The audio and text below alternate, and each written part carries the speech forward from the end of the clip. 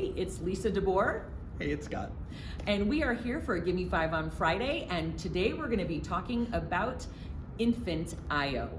And the reason that we decided that we wanted to do this in our class today, we were using our preemie Patrick, our flat mannequins. If you don't own Scenarios in Seconds, that's what these guys are, our flat mannequins. And in class, we actually were talking about doing an IO on a little tiny preemie. This is a 28-weeker. Well, what we did in class today is, and as a reminder, we do not euthanize anything for our classes. This is a byproduct of the pork industry, so don't be shocked because we have fetal pigs under here.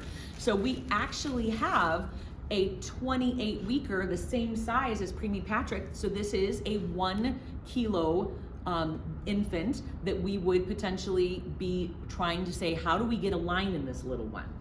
Our options are an IO, an umbilical line, or trying to actually start an IV.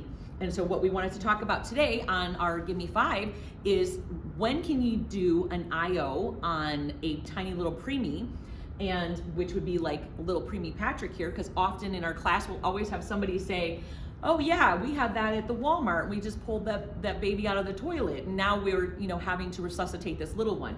And so getting an IV access is extremely difficult. And so we're like, let's see what we can do with our fetal pigs to actually teach a little bit. So what I ended up doing, and Scott's like, oh, we have to show this. I dissected out the femur bone so that you could physically see what it looks like and how tiny this little bone is in a 28-weeker, because trying to hit this, even the femur, because get alone the distal or the tibia, like if you're trying to do distal femur on this little guy, and yeah, it's way easier, but it's still tiny.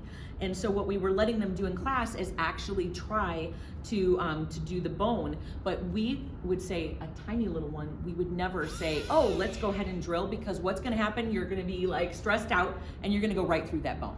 So what we actually do instead is we tell them to do a twist and pop, and Scott's gonna talk about an article in a minute, but we actually let them do this. And if you can kind of see here on this femur bone, we were letting them do a twist and pop. But the other one that we are going to address is our newborns. Whenever we're talking about, now if we've got this kid who is a full-term newborn, now he's blue. So we're thinking we've got obviously respiratory issues. We need to resuscitate this kid. What kind of an IV access, or are we gonna use an IO on this one? And what would you say in terms of this? Would you do an IO on this kid? This would simply depend on where you're at and what skills you've got. If you're in the baby ICU and you literally do this every single day, by the time you snap your fingers, they could probably pop in an IV, which is amazing because they literally do this every single day. For everybody else, option number one, if your protocols allow belly buttons, are wicked cool. If your protocols allow and you know how to use it. Again, peripheral IV, unless you're really, really good at it, probably ain't gonna happen imminently. And therefore, if your protocols allow, going ahead and going IO is absolutely where it's at, because that way when they get upstairs, they can get all dressed up and do whatever else they like to pop something in later. Right.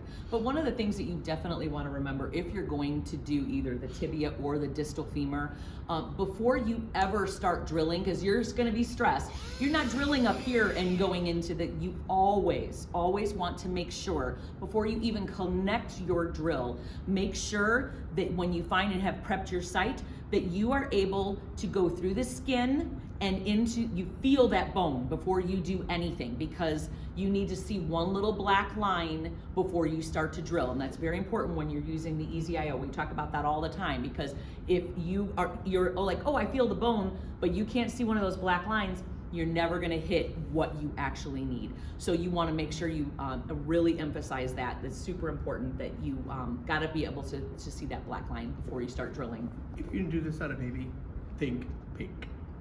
Moral of the story, blue, bigger, fabulous. Yellow, really big, fabulous. But pretty much for babies and only for babies, think pink.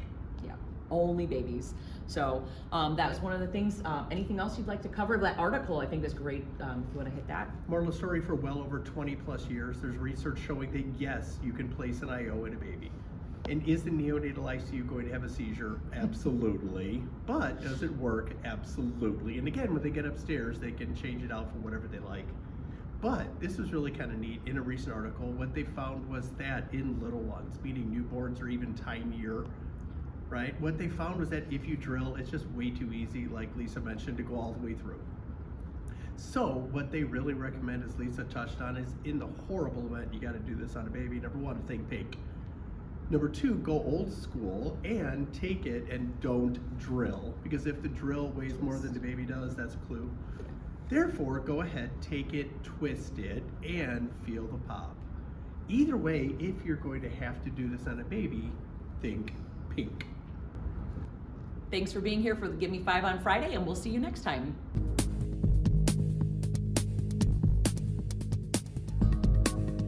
Scenarios in Seconds was designed to be a simple and effective way to regularly train for pediatric emergencies.